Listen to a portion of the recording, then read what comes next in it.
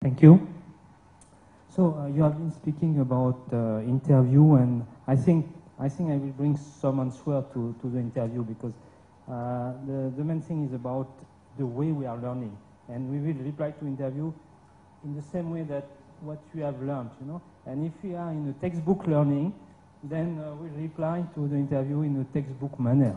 So which is why, see, I am in a dilemma, because we have decided to have 8 minutes. I had 3 items to present, and then I have to select which one I am presenting.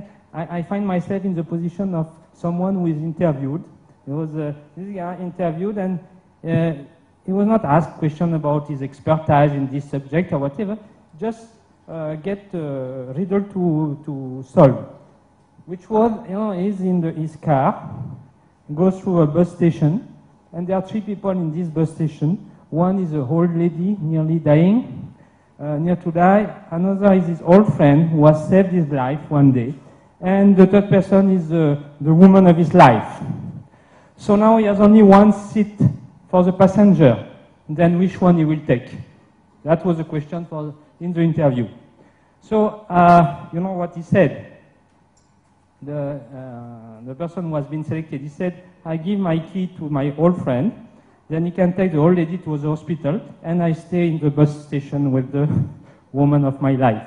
So, in the same way, I have to find a shortcut, a good answer to this spot on which I am, and I have decided that I will present 2 short films of 3 minutes each, which will make 6 minutes, and I will have still 1 minute to discuss about the film. So, is it possible to start from there? No, I have to start from here. The grade 7. Just give me 20 seconds. I want you to, you know, what we'll do is we'll go inside the black box. It is something that we hardly do. You know, there is some resistance to go inside the classroom. Now, I want also you to notice that it is in our school, Mahatma Gandhi International School, which was a municipal school, which has been integrated much before the RTE, children from very, very underprivileged section beside the very upper class children. And I want you just to notice how the interactions are built.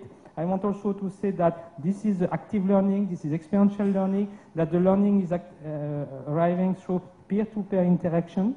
And you will, I ask you to notice how this learning is happening and how this diversity of socio-economical background and socio-cultural background of the children is helping the learning to happen. So we will start that, and we will make some comment after. Grade 7? Yeah, it is my, no. I don't know. The film. Okay, then, okay. No, this is the PPT, the film. So you will, I want you to notice also the use of the space, how the space is used. This is in 3 minutes, this is a teaser. There are full film which are going on. Yeah. They are full film. It's 42 hours of classes, which is condensed in 3 minutes. And just enjoy.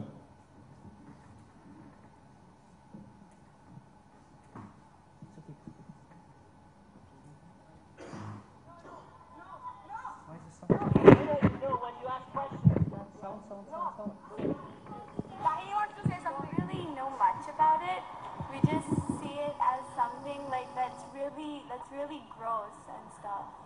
Okay, so you mean love? Or love is gross, or boys are gross, or girls are gross? No. Who is gross? The most dangerous word, which has 3 letters.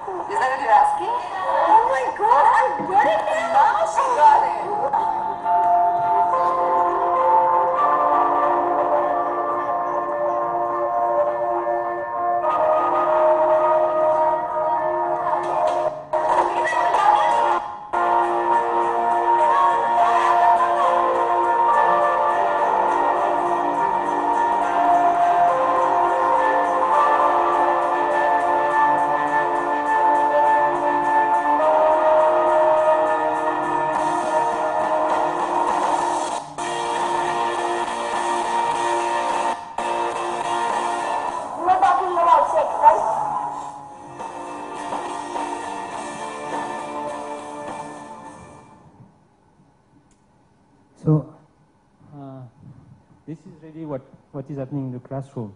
Now, in the children you have seen there are all the range of children coming from the highest, the most cultural family of the city, the richest one, and the children from the poorest of the poorest, and they are interacting together, and I bet anyone to point who is from where.